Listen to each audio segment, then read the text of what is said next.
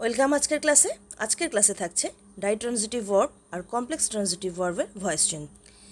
এই দুই ধরনের সেন্টেন্সকে আমরা পাশাপাশি রেখে ভয়েস চেঞ্জ করব, কারণ এই দুটোকে আমরা অনেক সময় গুলিয়ে ফেলি।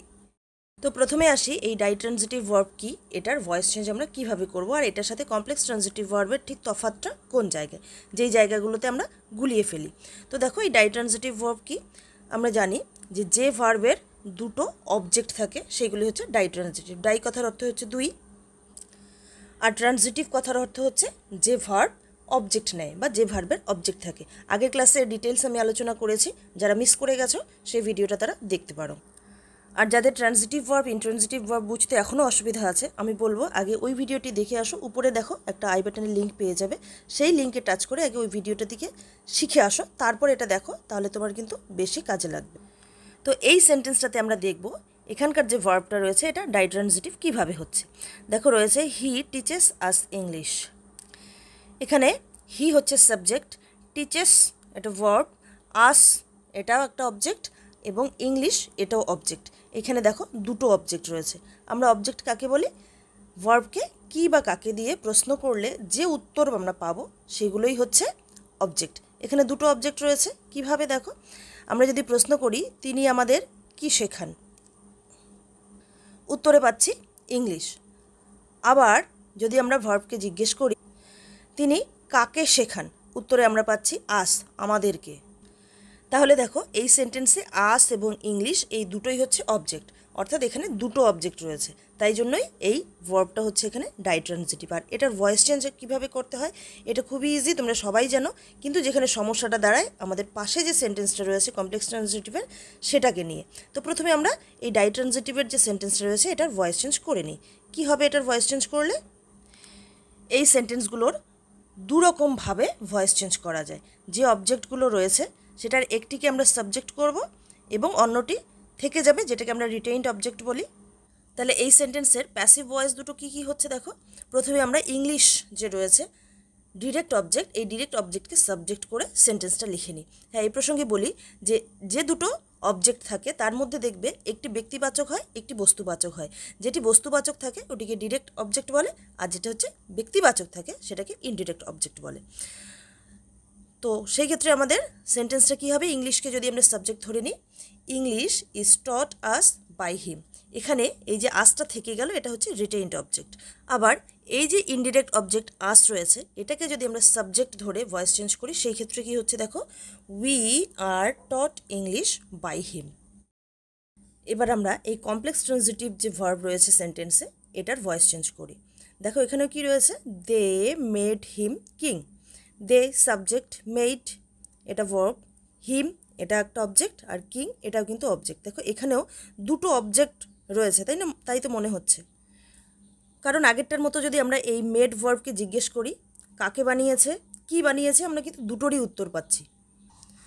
কিন্তু তা সত্ত্বেও এই দুটো কিন্তু হিম আর কিং এই দুটোই অবজেক্ট নয়। চলো একটু ভালো করে বুঝে নিই। এই ধরনের সেন্টেন্সগুলোতে যে দুটো অবজেক্ট আছে বলে মনে হচ্ছে, এইগুলোকে অবজেক্ট নাকি কমপ্লিমেন্ট এটা নির্ণয় করার একটা কিন্তু খুবই ইজি ট্রিক রয়েছে। সেটা কি? তার জন্য আমাদের পাশের সেন্টেন্সটার সাথে একটু বুঝতে হবে। দেখো পাশের সেন্টেন্সে যে দুটো অবজেক্ট রয়েছে সেই দুটো এবং এই দুটোর মধ্যে একটি তফাৎ রয়েছে। সেই তফাৎ কি? ভার্বের পরে ব্যবহৃত যে দুটো ওয়ার্ড সেগুলো নাউন বা প্রোনাউন দুটোই হতে পারে, সেই দুটোকে আমাদের দেখতে হবে যে এই দুটো একই ব্যক্তি বা বস্তুকে বোঝাচ্ছে নাকি বোঝাচ্ছে না। এইটা যদি আমরা বুঝতে পারি তাহলে কিন্তু এটা আমরা নির্ণয় করতে পারবো।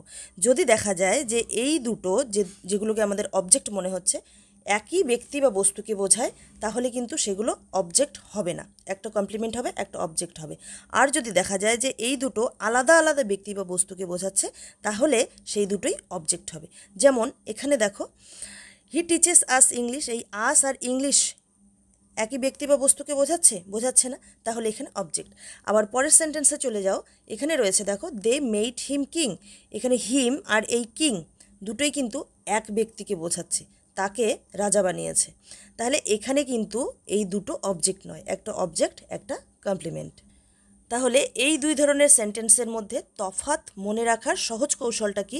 আমরা এই দুটো যে ওয়ার্ড থাকবে ভার্বের পরে সেগুলোকে দেখব যে এরা এক ব্যক্তি বস্তুকে বোঝাচ্ছে কি না, ঠিক আছে? যদি এক ব্যক্তি বস্তুকে বোঝায় তাহলে এটা অবজেক্টিভ কমপ্লিমেন্ট আর ভার্বটা হবে কমপ্লেক্স ট্রানজিটিভ ভার্ব। আর যদি এই দুটো এক ব্যক্তি বস্তুকে না বোঝায় তাহলে সেটা ডাইট্রানজিটিভ, অর্থাৎ দুটোই অবজেক্ট হচ্ছে। এবার আমরা দেখব যে এই যে কমপ্লেক্স ট্রানজিটিভ ভার্ব এটার ভয়েস চেঞ্জটা আমরা কিভাবে করব। আমরা এখন বুঝে গেছি যে এই কিং হচ্ছে অবজেক্টিভ কমপ্লিমেন্ট, তাই না? এটা অবজেক্ট নয়, তাহলে এটাকে আমরা সাবজেক্ট ধরে কিন্তু ভয়েস চেঞ্জ করতে পারি না, সেই ক্ষেত্রে ভুল হবে। যদি আমরা এরকমটা লিখি king was made him by them, সেটা কিন্তু সঠিক প্যাসিভ ভয়েস হচ্ছে না। তাহলে এটা সঠিক প্যাসিভ ভয়েস কি হবে? He was made king by them, কারণ এখানে এই হিমটা ছিল অবজেক্ট আর কিং ছিল কিন্তু অবজেক্টিভ কমপ্লিমেন্ট। এবার চলো আর কিছু এক্সাম্পল নিয়ে ব্যাপারটা আরও ক্লিয়ার করি। এখানে কিছু সেন্টেন্স নেওয়া আছে, দেখো। এবার এগুলো আমরা দেখব যে অ্যাক্টিভ ভয়েস থেকে প্যাসিভ ভয়েসে কিভাবে হচ্ছে। প্রথম সেন্টেন্সটা দেখো, father gave me a smart watch. তো এই ধরনের সেন্টেন্সের ভয়েস চেঞ্জ করতে গিয়ে আমাদের প্রথম কাজ হবে যে দুটো ওয়ার্ড ব্যবহার করা হয়েছে সেই দুটো অবজেক্ট কিনা, তাই না? এবং সেটা আমরা কিভাবে নির্ণয় করব যে এই যে দুটো অবজেক্টের মতো ওয়ার্ড রয়েছে সেই দুটো একই ব্যক্তিবস্তুকে বোঝাচ্ছে কিনা সেটা দেখা।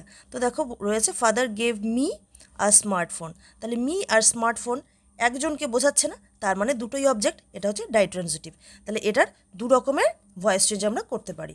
এখানে যে রয়েছে দেখো, a smart watch was given me by father, এটা গেল এক ধরনের। এটা এই স্মার্ট ওয়াচকে আমরা অবজেক্টের জায়গায় সাবজেক্ট করলাম। এবার আরেকটা অবজেক্ট ছিল আমাদের মি, এটাকে ধরে আমাদের এবার প্যাসিভ ভয়েসে কি হবে? এই মিটাকে যদি আমরা সাবজেক্টে বসাই তাহলে হচ্ছে আই, তাই না? তাহলে I was given a smart watch by father. এখানে আই এর পরে ওয়াজ হচ্ছে, কারণ দেখো এখানে গেভ অর্থাৎ V2 ব্যবহার করা হয়েছিল, পাস্ট ইনডেফিনিট টেন্সে রয়েছে। এবার পরেরটা দেখো রয়েছে কি, you will return him the money. এখানেও দেখো হিম আর মানি এক ব্যক্তি বস্তুকে বোঝাচ্ছে না, তার মানে এটা ডাইট্রানজিটিভ। তাহলে কি হবে? এটার দুটো প্যাসিভ ভয়েস হবে, তাই তো? তাহলে একটা হতে পারে the money will be returned him by you. আর একটা কী হবে? এই যে অবজেক্ট হিম রয়েছে এটাকে আমরা সাবজেক্ট করব, তাহলে হি দিয়ে শুরু হচ্ছে সেই সেন্টেন্সটা, he will be returned the money by you.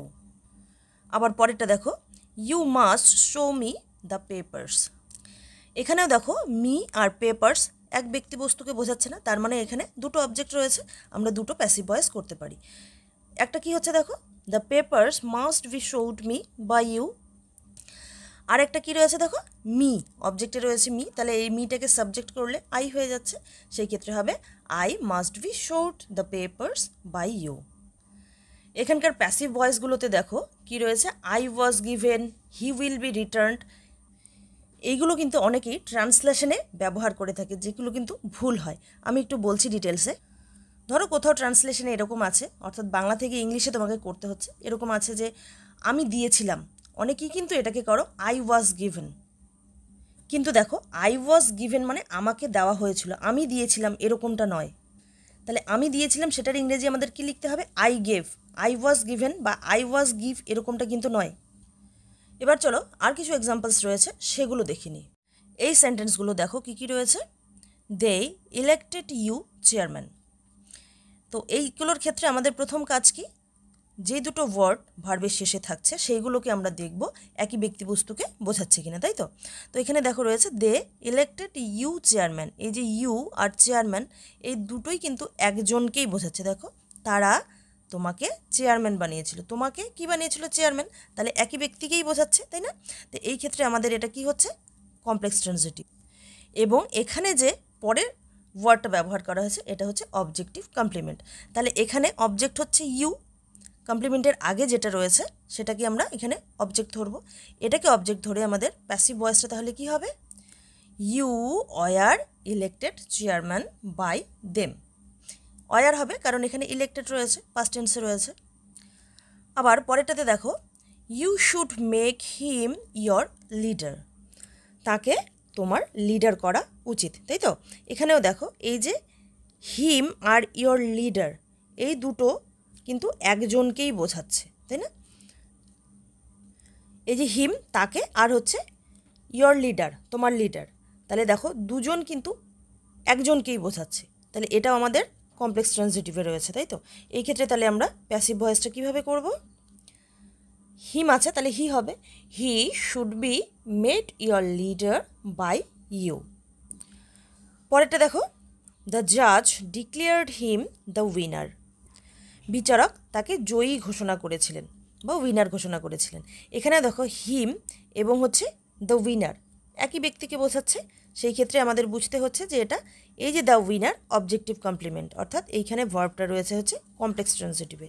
তাহলে এটারও প্যাসিভ ভয়েসটা কী হচ্ছে? হিম আছে, তাহলে হি হবে he was declared the winner by the জাজ। এখানেও প্যাসিভ ভয়েসগুলোতে দেখো রয়েছে ইউ ওয়ার ইলেক্টেড, তারপরেরটাতে দেখো লাস্টেরটাতে হি ওয়াজ ডিক্লেয়ার্ড। এখানেও এই যে সেন্টেন্সটা রয়েছে দেখো, you were elected chairman by them, এই অংশটুকু ইউ ওয়ার ইলেক্টেড এটা কিন্তু passive voice. You were elected মানে হচ্ছে তুমি নির্বাচিত হয়েছিলে, তুমি নির্বাচন করেছিলে, এরকমটা কিন্তু নয়। আবার এটারই অ্যাক্টিভ ভয়েসের এই অংশটুকু দেখো, দে ইলেক্টেড, তারা নির্বাচন করেছিল। আর যখনই বলা হচ্ছে ইউ ওয়ার ইলেক্টেড মানে তোমাকে নির্বাচন করা হয়েছিল। তাহলে এবার থেকে যখনই কোনো সেন্টেন্স লিখবে বাংলা থেকে ইংরেজিতে, এটা খেয়াল করবে যে কাজটা তোমার নিজের দ্বারা হচ্ছে নাকি যে সাবজেক্ট রয়েছে তার নিজের দ্বারা হচ্ছে নাকি তার দ্বারা হচ্ছে না, সেটা বুঝে কিন্তু এবার থেকে এই সাবজেক্টের পরে বি ভার্বগুলো ব্যবহার করবে। তাহলে কি হবে, যদি নিজে করে, যেমন এই যে দে ইলেক্টেড, এখানে কোনো বি ভার্বের ব্যবহার হচ্ছে না দেখো। আর যদি নিজে না করে অন্য কারোর দ্বারা হচ্ছে, সেখানে কিন্তু আমরা বি ভার্ব ব্যবহার করতে পারি। আবার এই যে শেষেরটাতে দেখো, হি was declared. He was declared মানে সে ডিক্লেয়ার করেছিল এটা নয়, তাকে ডিক্লেয়ার করা হয়েছিল, ঠিক আছে, তাকে ঘোষণা করা হয়েছিল। আর যদি এরকম থাকে যে ঘোষণা করবে, দেখো এই যে রয়েছে দ্য জাজ ডিক্লেয়ার্ড, জাজ ডিক্লেয়ার করেছিলেন বা ঘোষণা করেছিলেন। তাহলে দেখো এখান থেকে আমরা কি বুঝলাম, যে সাবজেক্ট যদি নিজে কাজ করে তাহলে এই সাবজেক্ট আর ভার্বের মাঝে কিন্তু কোনো রকম বি ভার্ব বা কোনো হেল্পিং ভার্ব থাকছে না। অবশ্যই হেল্পিং ভার্ব থাকবে, সেটা কন্টিনিউয়াস টেন্স হবে বা পারফেক্ট টেন্স হবে, কিন্তু ইনডেফিনিট টেন্সগুলোতে কিন্তু যদি আমাদের বি ভার্ব ব্যবহার করতে হয় তাহলে বুঝতে হবে যে সেটার সাবজেক্ট নিজে করছে না, অন্য কারোর দ্বারা কাজটা করা হচ্ছে। তো আজকের আলোচনার এখানেই ইতি, দেখা হচ্ছে পরের ক্লাসে। ততক্ষণ পর্যন্ত ভালো থাকো, সুস্থ রাখো, নিজেকে যেমন সুস্থ রাখবে পাশাপাশি আশেপাশের মানুষগুলোকে কিন্তু সুস্থ রাখতে হবে, ভালো রাখতে হবে। আর সুস্থ থাকতে গেলে সঠিক সময়ে খাবে, পর্যাপ্ত ঘুমাবে, দিনে 7 থেকে 8 ঘন্টা ঘুমাবে, কিন্তু না হলে পড়াশোনা ঠিকঠাক করতে পারবে না।